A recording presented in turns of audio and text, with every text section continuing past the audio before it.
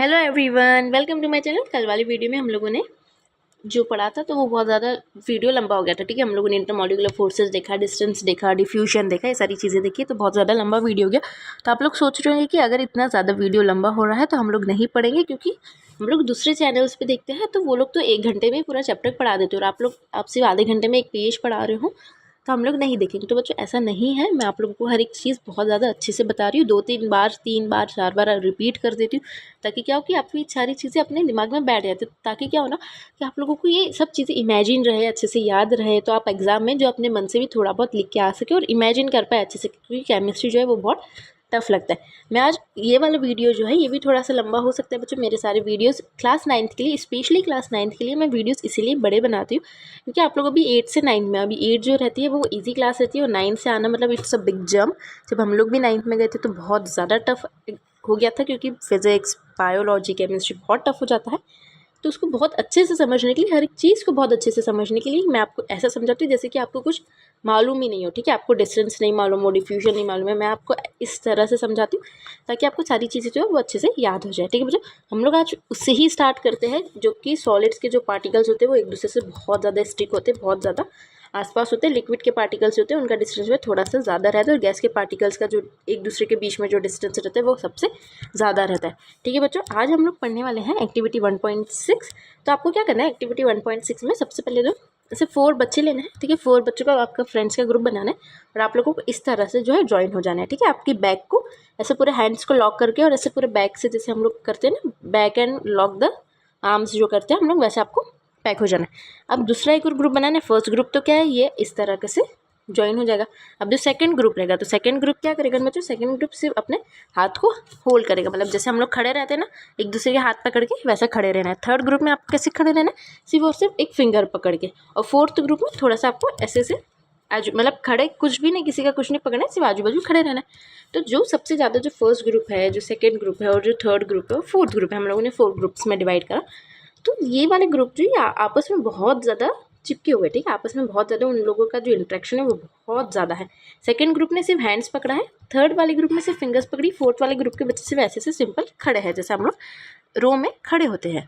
ठीक है, तो अब आप लोग सोचेंगे कि सबसे ज़्यादा जो है हिलाना, सबसे ज़्यादा तोड़ना किस वाले ग्रुप को ईजी रहेगा, ये वाले, क्योंकि ये तो सिंपल खड़े ही है, ये तो ऑलरेडी जो है टूटे हुए, ये तो सिंपल खड़े ही है। तो इनको क्या, इनको हम लोगों को कुछ नहीं करना है, इनके सिर्फ बीच में जाना है और इनको बोलना है इधर हो जाओ इधर हो जाओ, वो तो आसानी से हो जाएंगे। ठीक है बच्चों, लेकिन अब क्या होगा, जैसे इनने जो फिंगर्स पकड़ी, ठीक है, तो हम लोग क्या करेंगे, फिंगर्स जाके उनको फिंगर्स को तोड़ देंगे। ठीक है, मतलब तोड़ देंगे मतलब फिंगर्स तोड़ना नहीं है, लेकिन उनका जो बीच का फोर्स रहेगा, जैसे इसने एक फिंगर पकड़ी, इसने एक फिंगर्स पकड़ी है, ठीक है, इनकी जो फिंगर पकड़ी तो हम लोग उसको जाके आसानी से हिला सकते हैं। इन्होंने हैंड्स पकड़ा है सेकंड वाले ग्रुप में, तो हम इनको भी हिला सकते हैं। लेकिन इनने जो बहुत ज़्यादा जो आपस में जो है बैक को पकड़ के खड़े हैं, तो इतना ज़्यादा इजी नहीं होगा इन लोगों को हिलाना।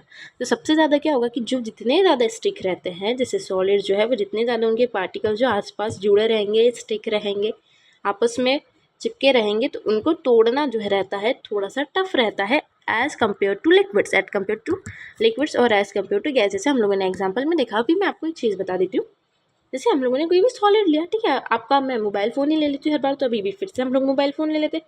ठीक है, मोबाइल फ़ोन को तोड़ना बहुत आसान रहेगा क्या, नहीं बच्चों, हमको बहुत उसमें फोर्स लगाना पड़ेगा, तो अपना मोबाइल फ़ोन जो है आसानी से टूट जाएगा। लेकिन अगर आप लोग देखेंगे कि जो लिक्विड रहता है, ठीक है, लिक्विड तो ऐसे ही रहता है, टूटा हुआ ही रहता है, तो लिक्विड को स्प्रेड करना कितना ईजी रहेगा ना। कोई भी चीज़ अगर लिक्विड है तो उसको आप लोग स्प्रेड बहुत आसानी से कर पाओगे, और गैस है उनको तो तोड़ने की ज़रूरत नहीं, क्योंकि वो ऑलरेडी उनके मॉलिक्यूल्स जो वो बहुत ज़्यादा दूर दूर है। तो सॉलिड में क्या होता है, मैंने आप लोगों को पहले ही बता दिया था इस वाले में, सॉलिड्स में क्योंकि बहुत ज़्यादा आपस में जुड़े रहते हैं, तो इसलिए इनका जो फोर्स होता है वो इतने चिपके रहते हैं सॉलिड्स में, जैसे आपका लैपटॉप हो गया, आपका फ़ोन हो गया, आपका पेन हो गया, उनको तोड़ना टफ रहता है। ठीक है, तो सबसे ज़्यादा फोर्स होता है इसमें, उससे कम ज़्यादा फोर्स होता है लिक्विड में, और सबसे कम होता है गैस में। ठीक है बच्चों, तो ये वाली एक्टिविटी में सिर्फ आपको इतना ही है।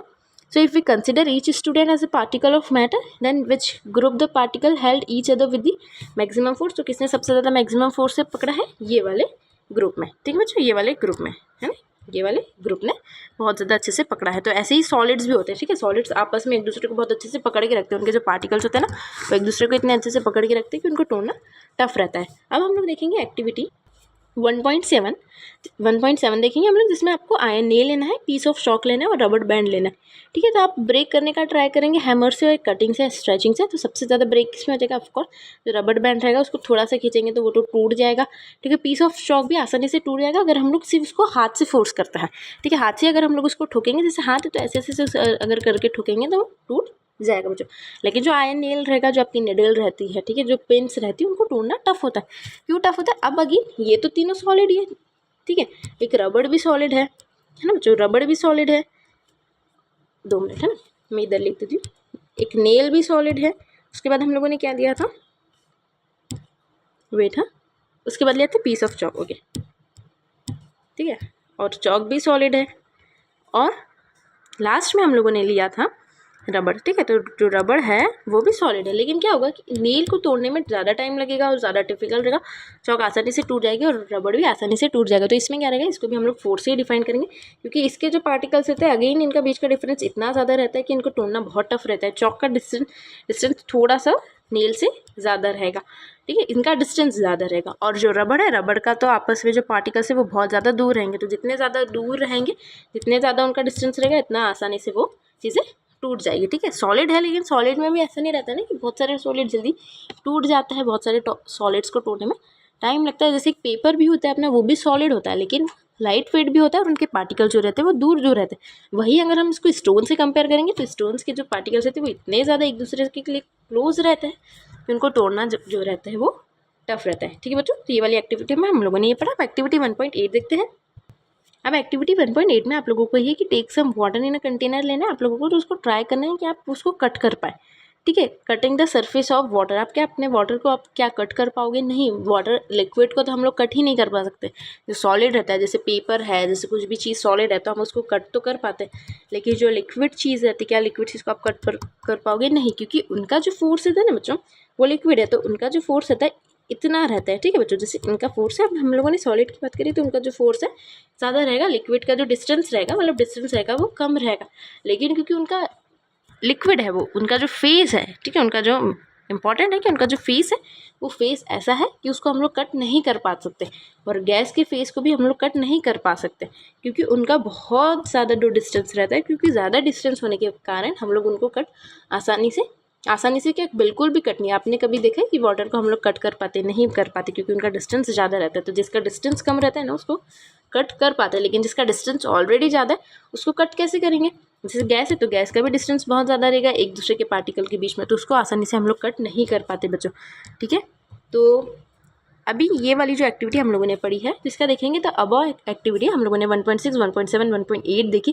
That particles of matter has force acting between them. तो पार्टिकल्स का जो फोर्स रहता है वो बीच में, मैंने बताया ना कि दो पार्टिकल्स के बीच में कुछ फोर्स लगता है बच्चों, तो फोर्स रहता है। This force keeps the particle together. The strength of this force of attraction varies from one kind of the another. जैसे मैंने आप लोगों को बताया कि सॉलिड है, ठीक है, दो सॉलिड है, तो दो सॉलिड के पार्टिकल का बीच का जो है डिस्टेंस जो है, अट्रैक्शन जो है वो बहुत ज़्यादा है।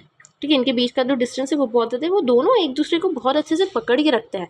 लेकिन वही अगर हम लोग लिक्विड की बात करेंगे तो वो इतने अच्छे से पकड़ के नहीं रखते बच्चों। ठीक है, इतने अच्छे से दोनों एक दूसरे को पकड़ के नहीं। और गैस जो रहता है, गैस जो है वो होता है ऐसा रिलेटिव है कि जो आप लोगों को कुछ समझता ही नहीं, वो आपको पकड़ के बिल्कुल भी नहीं रखता है। ठीक है बच्चों, यही हम लोग इससे बात कर लेंगे। तो यहाँ पे जो एक दूसरे का लिक्विड है, जो सॉलिड है, सॉलिड का जो एक पार्टिकल है दूसरे पार्टिकल को बहुत अच्छे से पकड़ के रखता है। ठीक है, जैसे आपके पेरेंट्स आपको एकदम अच्छे से पकड़ के रखते हैं ना कि आप बिगड़ो ना, वैसे ही जो सॉलिड है वो एक दूसरे के पार्टिकल्स को बहुत अच्छे से पकड़ के रखता है। ठीक है, और जो गैस रहता है वो एक दूसरे के पार्टिकल्स को अच्छे से पकड़ के नहीं रखता है, क्योंकि उनके बीच का फोर्स कम रहता है। तो सबसे ज़्यादा फोर्स किस में रहता है बच्चों? सॉलिड में सबसे ज़्यादा फोर्स रहता है। सबसे कम फोर्स किस में रहता है? गैस में रहता है। ठीक है, और लिक्विड में जो रहता है फेस इक्वल रहता है, ना बहुत ज़्यादा ना बहुत कम रहता है। ठीक है बच्चों, तो आज का वीडियो तो मैं बहुत ज़्यादा छोटा ही रख रही हूँ, क्योंकि 2-3 वीडियोज़ मैंने इतने ज़्यादा बड़े डाल दिए। हम लोग इधर आ गए, 2-3 वीडियो मैंने इतने ज़्यादा बड़े डाल दिए कि आप लोगों को थोड़ा सा वो बहुत ज़्यादा हो गया होगा कि कितना मैम पढ़ा रही है। ठीक है, तो इसीलिए मैं एक बार आप लोगों को और बता देती हूँ। सॉलिड्स जो रहता है, सॉलिड के जो पार्टिकल्स के बीच, ठीक है, तो आप लोग इसको भी नोट्स में लिखेंगे, द फोर्स। ठीक है, आप लोग फोर्स लिखेंगे, the force between two particles of solid is more, two particles of solid, ठीक है, is more than liquid and gas. ठीक है, कैसे लिखेंगे कि जो सॉलिड का पार्टिकल जो रहता है वो सबसे ज़्यादा रहता है किससे रहता है, लिक्विड से, और उससे किससे ज़्यादा रहता है, गैस से। ठीक है, इनका जो फोर्स रहता है, दोनों के दो पार्टिकल्स के बीच का जो फोर्स रहता है, द पार्टिकल, मैंने क्या लिखा आप लोगों को, again the force between two particles of solid is more than that of what, liquid and gas। ठीक है बच्चों, आप लोगों की चीज़ें बहुत अच्छे से याद करनी पड़ेगी। ठीक है, तो हम लोग कल वाली वीडियो में स्टार्ट करेंगे स्टेट्स ऑफ मैटर। ठीक है, अब स्टेट्स ऑफ मैटर यहाँ पे तो मैंने आप लोगों को उसकी फिजिकल प्रॉपर्टीज़ बता दी है।